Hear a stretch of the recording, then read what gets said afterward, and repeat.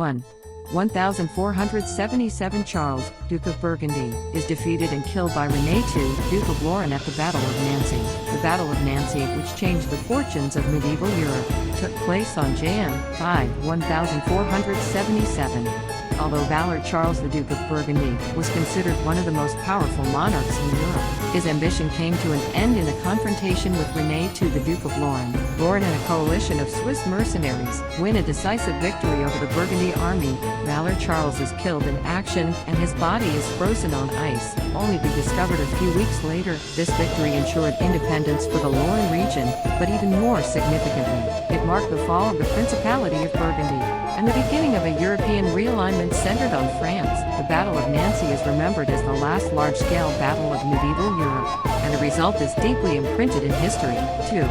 1554 A large fire breaks out in Eindhoven, Netherlands. In 1554, Eindhoven in the Netherlands experienced a great historical tragedy. It was a massive fire that engulfed the city. Eindhoven, which was mostly built of timber at the time, was easily exposed to the flames. The fire devastated the entire city, and many people lost their homes and livelihoods. Records show that the fire most likely had an artificial cause, but the exact cause was not known.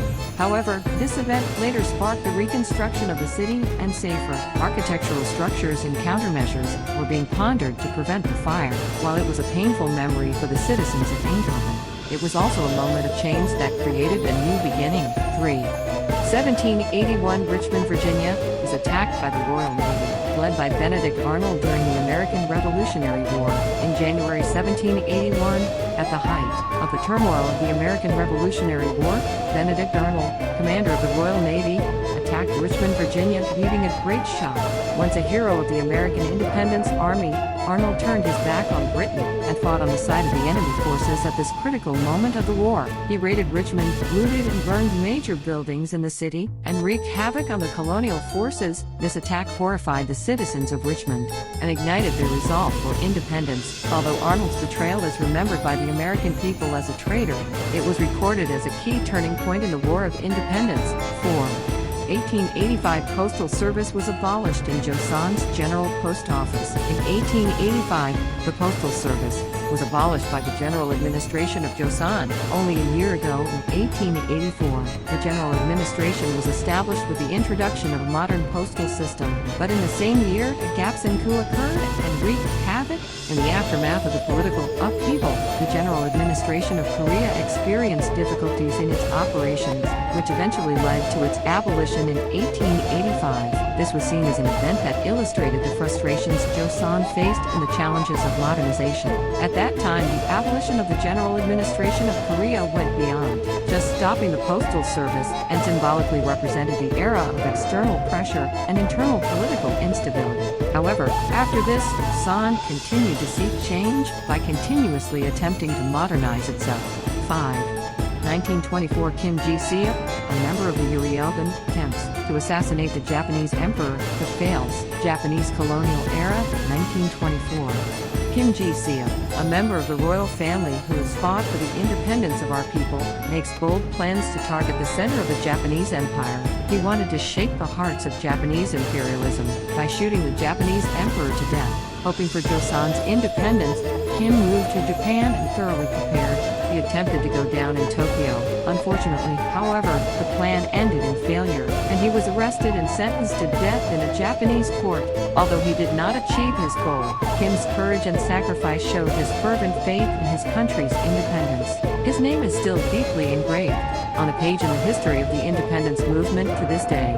6. 1949 President Harry S. Truman of the United States announces the Fair Deal policy. In 1949, U.S. President Harry S. Truman announced the Fair Deal policy in his historic State of the Union address. It was a reformative program that sought to expand social equality and economic opportunity by inheriting the spirit of the New Deal. Key topics included raising the minimum wage, expanding the Social Security system, and introducing health insurance nationwide. Truman aimed to address economic inequality after the war and provide a better quality of life. However, amid political opposition and conservative atmosphere, many policies failed to pass Congress. Nevertheless, the Fair Deal served as the foundation for social welfare policy in the United States afterward, and greatly influenced what modern America looks like.